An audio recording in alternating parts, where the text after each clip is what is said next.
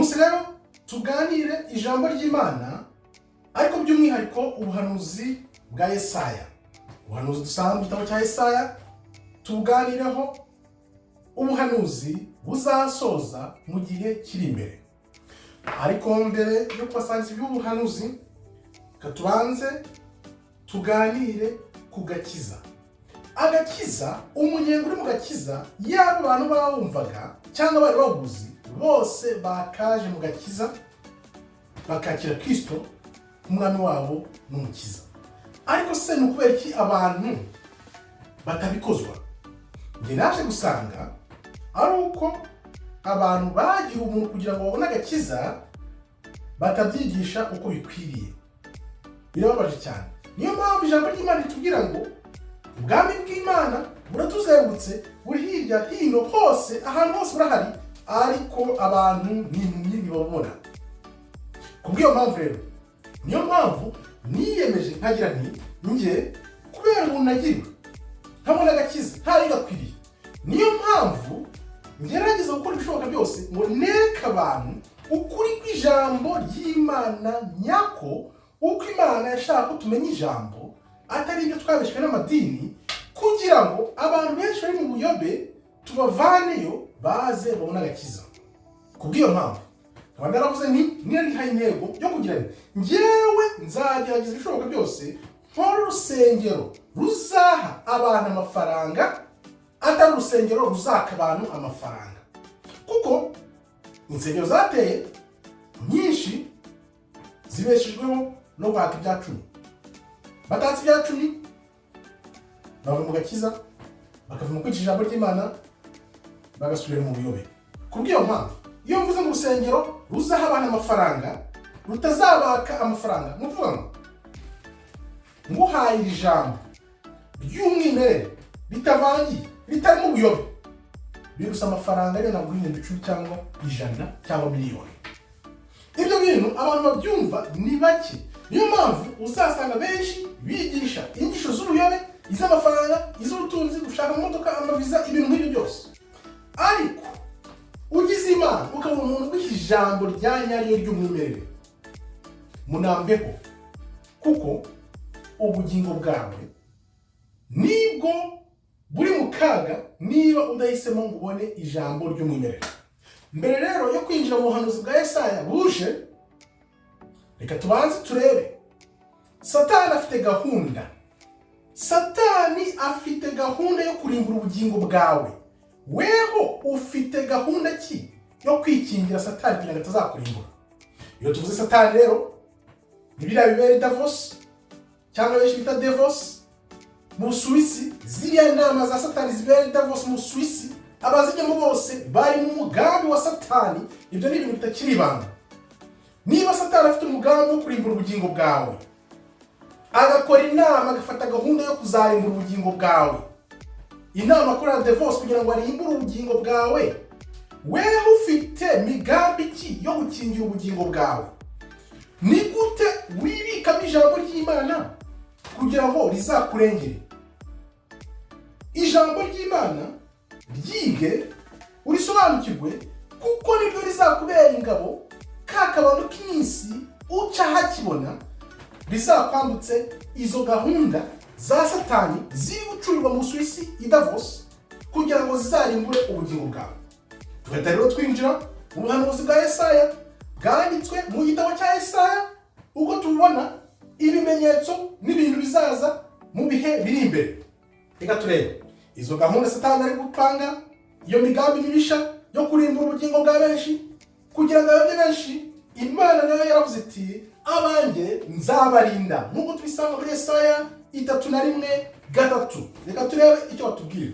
Imana izarinda abayo, kuko abo basatani bose imbaraga bavuga bafite ntabwo zizashobora ubwoko bw'Imana, kuko Imana izaha abantu bayo imbaraga zo gutsinda no kunesha gahunda mbisha za satani ziri gutegurwa Davos n'ahandi hirya hihishe, ariko nta gihishe na kimwe kizajya ahagaragara. Ukibaza ukareba ukavuga uti ibintu byose biri kwa mwisi kubera iki? Ibyabaye 2019 mwarabibonye, ibyo byose byacuriwe he? Davos kwa devil nuko bavuga mu cyongereza, kwa satani, iriya migambi mibisha yose icurirwa idavos niyo igamije kurimbura isi. Ndibaza abantu benshi bamaze kubisobanukirwa.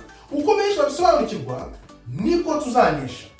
Nuko tuzanesha rero tukava muri ubwo buyobe baganisha mu muntu, tugakurikira inzira z'Imana tugendeye ku ijambo ry'Imana ry'umwimerere. Niwumva nubona abakwigisha ijambo ryose, abavuga ngo bavuga ubutumwa cyangwa bakorera Imana, batakubwira ku migambi mibisha irangamiye ubugingo bwawe kugira ngo iburimbure, abo bantu uzacukubiri nabo, kuko n'ubundi bari muri gahunda ya satani. Tuzi neza ko bishobora kuvuga bati biterwa n'ubwoba, benshi bakavuga bati se mbivuze bakanyica, mbivuze se kagira ibibazo, byaba bimaze iki?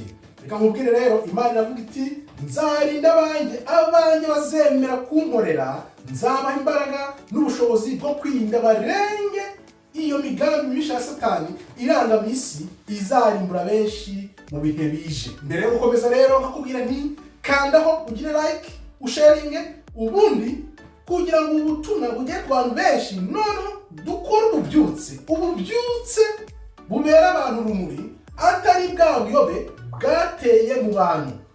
Sangiza abantu inkuru, kuko njyewe navuze nti ibizavamo yaba muri izi nyigisho ni ugukangura abantu. Nta nubwo navuga tubenda n'icaro ngo yishyiraho ngigorore amafaranga cyangwa igihe cyose, ariko ikigamije ni ugukangura abantu, kubera ko umuntu agiriwe ngahabwa agakiza ntarenga akwiriye. Iyo ndebye ukuntu abonye agakiza ntarenga akwiriye, niyo mpamvu mvuga nti yaba abantu 3, 4, 6, 10 bakizwaga bakabona ibintu nk'uko ijambo ry'Imana ubwaryo byagombye gusobanurwa, byibuze mu bihe bizaza twabera benshi urumuri. Ikindi ashinshinga rero ni iki? Nuko wakizwa, ugakizwa nyabyo.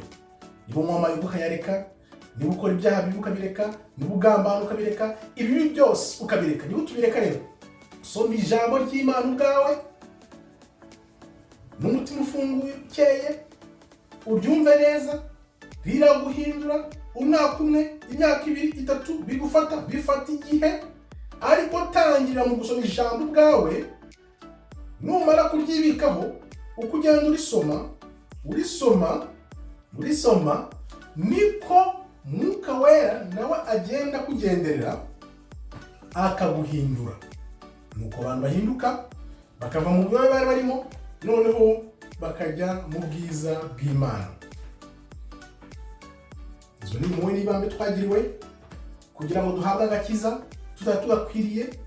Niyo mpamvu nje imbere yawe ntakamba ngira ni muntu wumva ushaka ubugingo bwa nyuma y'ubuzima bw'uyu mubiri tubona, kuko nkuko murabivuga ntago turi umubiri, turi roho umuhanga Imana yashyize muri uyu mubiri tubona inyuma.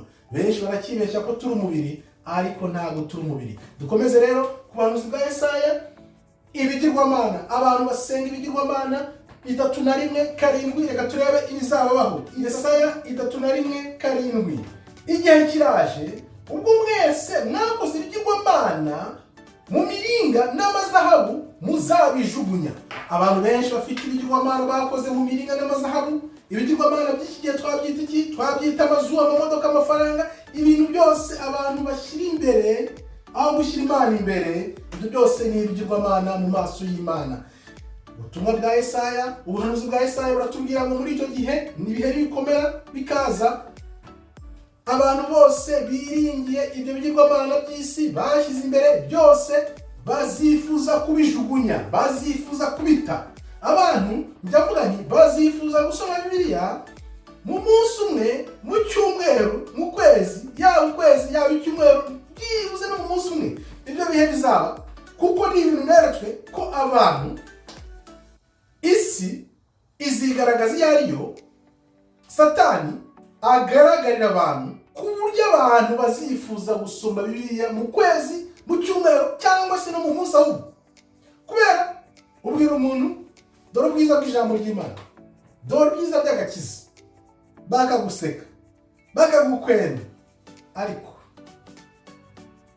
dufite gihamya y'agakiza y'ubuntu twagiriwe n'Imana kugira ngo itwiyereke tubone iby'amaso y'umubiri atabona, iby'amaso y'umutima abona, iby'amaso y'umubiri atabona. Iyo ugize Imana ikakwereka muri ubwo buryo, ukava mu buyobe mu by'isi wari urimo, amaso yawe ntaba akireba hariya, amaso yawe ukayahanga Imana rurema. Icyo gihe nibwo uvuga ngo menye uwundi we. Icyo gihe uribaza, ese nabagaho njyewe ngira ubuntu n'Imana ikanyereka, kuko n'ijwi ryanjyeho ubwaryo, urampora iki? Ndareba bibaza, se nibyo uri kwivugisha byenze bite? Nyuma nibwo naje kubona ko ari Imana yampaye agakiza, nuko natangiye gusoma Bibiliya. Iryo jwi rirambwira ngo genda ushake Bibiliya uyisome, numara kuyisoma wirebera ubwawe uko buhindura. Nuko nahindutse, nuko nakira agakiza. Akaba ariyo mpamvu nshishikariye iteka kubwira abantu ibyiza by'agakiza, kugira ngo nabo bakazemo amafaranga, amamodoka, amaduka, ibintu byose abantu birukankira. Utangiye kubisobanukirwa bimenye ko ari zero, nibwo wicara ukiseka. Turi ku isi, ntabwo turi ab'isi. Ni iki wakora kugira ngo ubone agakiza? Ibyo bintu naraye ndibashijeho, ndavuga ni se ko tugira ubuntu tukabona agakiza, Imana ikaba yakwegera ubwayo ikaguha agakiza. Nk'umuntu utagira ubwo buntu n'Imana, ni gute byibuze yakwegera Imana kugira ngo azabone agakiza? Nta rindi banga, reka ndiguhe ndikwire. Ijwi rya Yesaya rimubwira, fata umuntu umubwire asome ijambo. Nasoma ijambo n'umutima wose, ugashyiraho umutima wose n'ubwenge bwawe bwose, nta kabuza Imana izakwereka. Nta kabuza Imana izakwereka. Niba utagira ubuntu bwako gakiza ngo bukuzeho agakiza ukabone Imana ari kaguhaye, gashakishe ku ngufu zawe zose. Gashakishe, kuko n'ijambo riratubwira ngo nushaka uzabona. Ko niba ushaka Imana n'umutima wawe wose n'imbaraga zawe zose, ntusinzire. Niko nabigenje. Imana imaze kunyereka, naravuze nti ndashaka kureba menye uyu muntu nyiyeretse unkijije ninde.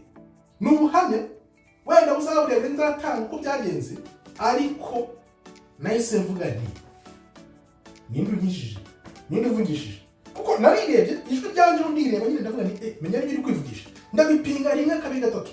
Noneho nyuma nibwo naje gusobanukirwa ko ari ijwi ry'Imana riri kumbwira ngo mpinduke. Kuva ubwo 2016 nahise mpinduka bitareba inyuma, nkomeza ndeba imbere, nkaba ndi mu ijambo n'agakiza, nkaba nshima Imana ko nagize Imana nkabona agakiza ntari gakwiriye. Niyo mpamvu nagushishikariza nkagira nti ibihe turi kuganamo bizerekana uri ku ruhande rwa Satani n'uri ku ruhande rw'Imana. Ntuzisange ku ruhande rwa Satani, kora ugushaka kw'Imana hakiri kare. Ndavuga nti kizwa wakira agakiza utarapfa, kuko numara gupfa bizaba birangiye ntabwo uzabugikije. Dukomeze rero ubuhanuzi bwa Yesaya 3:1, ubutabera. Abantu bazabona ubutabera nyabwo batigeze babona. Muri iyo minsi abantu bazagendera ku mategeko, noneho babone n'ubutabera butigeze bubaho na rimwe. Abantu bazamenya ubutabera icyo ari cyo. Iyo urebye mu mpande enye z'isi hose usanga n'akarengane gusa, akarengane ahantu hose, nta na hamwe hatari akarengane. Muri iyo minsi rero, mu bihe bizaza, Satani namara kubitwa inshuro amaze gutsindwa, abantu bazamenya ubutabera nyabwo niki. Nta muntu uzongera kurenganywa aho ubusa. Ubutabera nyabwo nibwo buzayobora. Ibyo bintu turabinyotewe. Ibaze nta muntu urenganywa ubaho mu isi, abantu bose bafite ubutabera nyabutabera, kuko Imana izaba imaze gukubita inshuro Satani. Ikindi rero kije niki, abantu benshi bazagira ubwenge, Imana izabaha kumva no kumenya, kubera ko izaba yabiyeretse. Yesaya 3:2-4. Muri ibyo bihe rero abantu ntabwo bazongera gutegereza ubuziraherezo, kuko Imana izabaha kumva no kumenya, kandi nta muntu n'umwe uzongera kwibaza cyangwa yibwire ngo umuntu w'indyarya w'umubeshyi ngo ni umunyacyubahiro, kuko bizaba bigaragara ko ababeshyi bose batazaba ab'icyizere. Muri icyo gihe urabizi umuntu ukora ibintu bibi byose bya nyina hera uvuga ngo divorce, biriya bibera divorce, abantu benshi bari mu buyobe babibona nk'aho ari ubukiza bw'isi Imana iri gufasha abantu ngo bakore ibintu ngo bizakiza isi. Kumbi ntabwo babona ko satani yigize marayika w'umucyo, ari satani ukuriye biriya bintu byose bikorwa za divorce, harimo za Amerika, harimo abanyaburayi, ibyo bintu byose ibyo bateye 2019 kiya cyari ikimenyetso cyerekana abantu nyabo uko bameze, gahunda bafite isi yo kuyirimbura bayiganisha he? Kwa satani. Niyo mpamvu rero mu buhanuzi bwa Yesaya batubwira ngo abantu icyo gihe Imana izabaha ubwenge bakanure bacane ku maso, ntabwo bazongera kuyobya kuko bazaba bafite ubwenge. Umuntu w'umugome, w'umubisha, umwicanyi mubi, ntabwo abantu bazongera kumuha icyubahiro cyangwa ngo bavuge ngo niwe mwiza. Icyiza cyabaye ikibi n'ikibi nacyo bakigira icyiza muri no minsi. Ni ukuvuga ngo ibintu bibi abantu batagombye gukozwa bazi Imana, nk'ubutinganyi, ubwicanyi, kugambana, amashyari, ibintu bibi byose. Umuntu w'intyoza muri ibyo bintu isi niwe ishima, niwe yemera. Umuntu w'umwicanyi, umuntu w'umutinganyi, umuntu ukora amabi yose ku isi niwe abantu baha icyubahiro mu isi. Niba ugira ngo ndabeshya niyo moza, niko bimeze. Abantu bose bayoboye isi bakoresha ubugome, uburyarya, ubwicanyi, ngaho zaruswa, ibintu byose Imana yanga, ibintu byose biri mu ijambo. Ijambo risomye Imana ikakubwira abo bantu uko barangira nuko bazarangira, gahunda zabo n'ibyo bagambiriye ukabimenya, ntabwo wakongera kwita umunyakinyoma cyangwa umugome umuntu w'umunyacyubahiro. Ntibibaho. Imana iratubwira ngo muri iyo minsi ubwenge buzaza, abantu bamenye ko batagomba guha icyubahiro umuntu w'umugome, umuntu w'umubeshyi, umuntu wamunzwe na ruswa, umuntu ufite amabi yose amuriho ku isi yose. Abo bantu nta cyubahiro abantu bazongera kuba, kuko abantu Imana izabaha ubwenge bwo kumva ijambo ryayo, kandi abantu bamara kumenya ukuri bazi ubwenge nibyo bizababohora, noneho bigobotora inzira satani ashaka kubashyiramo, basanga Imana. Ariyo mpamvu tugomba kubera abantu urumuri, inzira z'ikigendwa, kugira ngo benshi nabo bagende baza muri ubu bubyutse, noneho message, ubutumwa bw'Imana bukwire mu bantu bose, abantu bose batangire bashashagirane nk'uko Imana ibishaka. Ibyo bintu rero turabinyotewe, bizaba bishimishije muri icyo gihe kubibona ko byibuze yaba jyewe yaba weho twabigizemo uruhare, twerekana urukundo twavanye ku Mana, urukundo nyarukundo yadukunze, natwe tukaroha ku bandi bantu kugira ngo nabo babeho uburyo Imana yabageneye, atari uko satani ishaka kuba. Ikindi rero kizakurikira urubanza, Imana izacira abantu urubanza. Yesaya 32:15-16, reka turebe uko bizagenda. 15:16. Muri icyo gihe Imana izashyira umwuka wayo ku bantu bayo, babe abantu b'abanyakuri, abantu b'abakiranutsi, kandi ubutabera nyabwo buzakorwa. Imana urumva ko ikintu cya mbere izakora, izabanza ituma abantu b'abakiranutsi, niyo mara kuba abakiranutsi, noneho rwa rubanza rw'ababi nibwo ruzahita ruza. Urumva ko rero muri iyo minsi abantu bose bazaba bafite inyota yo kuba abakiranutsi, abantu bose bazaba bafite umwuka w'Imana yabashyizeho, Imana ibashyiraho umwuka wayo, noneho batangire babone ukuri, bagire imyumvire n'imitekerereze iganisha ku Mana. Noneho ibyo ari byo bizavamo ko abantu b'abanyakuri, ni ukuvuga ngo abanyakuri bazigaragaza, abanyabinyoma n'abagome nabo bagaragare, niho hazahita haza ubutabera, urubanza rube rucirwa abantu bari bose.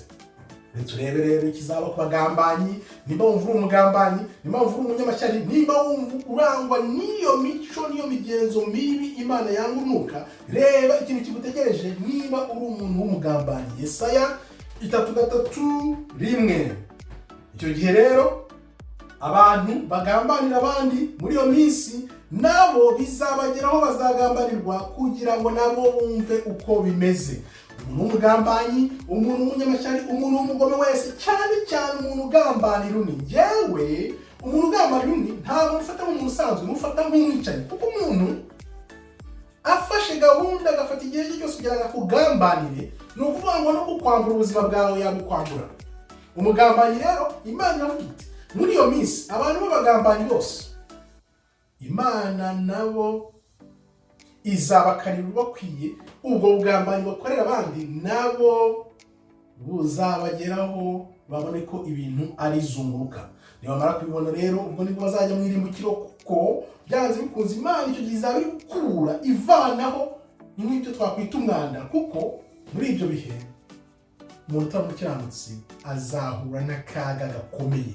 Umuntu utari umukiranutsi azahura n'akaga gakomeye mu gihe ubukiranutsi, igihe cy'ubukiranutsi, kumva gusobanukirwa ubwiza bw'Imana, umwuka wera igihe Imana izawushyira ku bantu bayo akaba aribo bazayobora abantu badakozwe ubukiranutsi.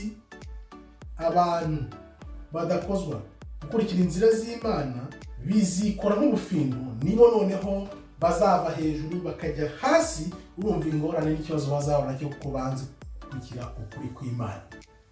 Ikintu rero imbaraga z'Imana muri icyo gihe zigaragaza, imbaraga z'Imana zizaza kwanza zigaragaza nk'uko tubisoma muri Yesaya 3:10. Reka turebe icyo ijambo ry'Imana ritubwira. Yesaya 3:10. Muri iyo minsi rero ibihugu byose Imana izakora uko ishoboye yiyerekane. Icyo gihe Imana izarwanya abanzi bayo, izavuga iti dore aya mashyanga ibi byose ahora akora, iki nicyo gihe cyo kugira ngo mbikore bisoze. Icyo gihe rero Imana izerekana imbaraga zayo, abantu bose bazahita bavuga bati dore twebwe tubonye imbaraga z'Imana turazimenye, kuko Imana izerekana, kuko Imana izavuga iti dore ndi Imana nyamana. Imana yerekane, izerekana imbaraga zayo, abantu bose bazibone n'amaso batangare bavuga bati koko iyi ni Imana y'abera y'abazima, Imana ya Abraham, Isaac na Yakobo, Imana y'abakurambere bacu. Iyo Mana abantu birirwa bakinisha, Imana abantu bategereje banyoteye kumenya, izigaragaza imbaraga zayo zigaragare, none isi ihinde umushyitsi, kuko imbaraga z'Imana ntabwo tuzongera kuzishakisha ngo dushakire hirya no hino ngo tuvuge se n'Imana ngo nite n'Imana imeze Imana gute na gute. Ibyo gihe Imana izakubita, izasenya, igira ite, yerekana imbaraga zayo, kuko ikibi kigomba kurimbuka muri ino si. Kuko hari n'igihe ureba ibibi bikorwa muri ino si, ukareba ukuntu abantu bose bakurikiye ikibi bogeza bashyigikira, ukavuga uti Imana waje vuba ugatabara ukiyerekana, abantu bose b'abanyakinyoma. Ibaze nta n'uyu n'umwe, nk'uko dusoma mu Baroma 3:10-18. Abaroma 3:10-18 nabiguhamiriza, nta muntu n'uyu n'umwe ushakisha Imana. Nabikwereka ugatangara, byisomera ubwawe, uve ku Baroma 3:10 kugeza kuri 18. Bikwereka, Bibiliya bikwereka, ijambo ry'Imana bikwereka. Nusanga hari uyu muntu n'umwe ku isi ushaka Imana, unyita umubeshyi. Ndabizi neza ko benshi bibeshya ko bazi Imana, bakunda Imana. Nanjye ubwanjye kubwira ibi, saba Imana nkavuga ni Imana wambabariye koko ukama n'akantu k'ubutungane k'agace kamwe ku 1,000 cyangwa miliyoni, n'agace gatoya. Reka byibuze mu bukiranutsi igice cya miliyari, byibuze ngira ku kantu k'agatonya k'ubutungane. Nibyo turwana nabyo. Benshi ntabwo babyumva, benshi barwana n'amafaranga n'amamodoka n'amazu, ibintu by'isi babona. Ariko uzi ubwenge Imana yarakwiretse byanyabyo koko. Ikintu cya mbere, ntushobora kwiyita umuhanuzi, ntushobora kwiyita ibintu bihambaye, ahubwo uratakamba ati Imana mbabarira byibuze nzabe n'umuzamu imbere y'amarembo yawe. Iyo niyo nzozi ugomba kugira ngo noneho Imana izabe kuba yishatse byanyabyo kuko n'umutima wawe wose n'imbaraga zose, kugira ngo uzahatire umutima wawe kujya mu ijambo, noneho uzahatanire kujya mu bwami bw'ijuru winjiremo, kuko ijambo rirabikubwira kugira ngo abantu binjire mu bwami bw'ijuru.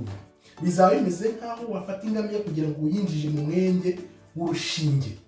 Ibyo bintu hariya tubyumva tugahita tukagenda twumva ko ibintu birangiye, ariko muri Imana ibiguhaye ijambo nyaryo kugira ngo abantu binjire mu bwami bw'ijuru, yaba cyane cyane abo twita abakire b'isi. Bizaba bimeze nko gufata ingamiya ukayinjiza mu mwenge w'urushinge. Urabona byibuze n'urudodo kugira ngo urwinjize mu mwenge w'urushinge udashyizeho amacandwe, nabyo bibanza kugorana. Ni isomo warebera ukavuga uti ibi bintu bimeze gutya, urudodo ubwarwo rutinjiramo, noneho ingamiya ni gute yakwinjiramo? Kugira ngo ingamiya yinjiremo rero ni uko iri jambo rigomba kubanza kwinjira muri iyo ngamiya, noneho rya jambo rikagira ya ngamiya umwuka. Ni uko nguko uzashobora kwinjira mu bwami bw'Imana. Bitabaye ibyo ntibishoboka. Ngubwo rero ubuhanuzi butegereje muntu, abantu Imana izarinda abayo, abasenga ibigirwamana bazabivanaho kubera ko bazabona ko ibintu bikomeye. Icyo gihe hazaba ubutabera nyabutabera, ubwenge Imana izaha kumenya ibintu, ubundi urubanza rw'abantu babi narwo ntiruzabura. Abagambanyi bategereje nabo ubugambanyi buzabageraho bumva uko bimera. Noneho nyuma Imana yerekana imbaraga zayo, hahirwa uzaba wayizeye Imana akajya ku ruhande rw'Imana akava ku ruhande rwa satani, uwo niwe uzakira. Abamubwira nti rero ubutumwa busangiza abantu, gira like, share, ukora ibishoboka byose usangiza abantu kugira ngo abantu bave mu bintu babeshwe by'ubuyobe baze mu agakiza kazarokora ubugingo bwabo. Kuko icyo duharanira ubu ngubu ni ugukiza ubugingo bw'abantu, aho kubabeshya ngo barangamira iby'isi, amafaranga, amamodoka n'ibindi byose bidafite agaciro. Ibyo bintu nta gaciro bifite, kuko benshi banabisiga hano bakagenda, aho bajya se bajyana iki. Murakoze rero, Imana ikomeze ibarinde. Shalom, shalom, shalom.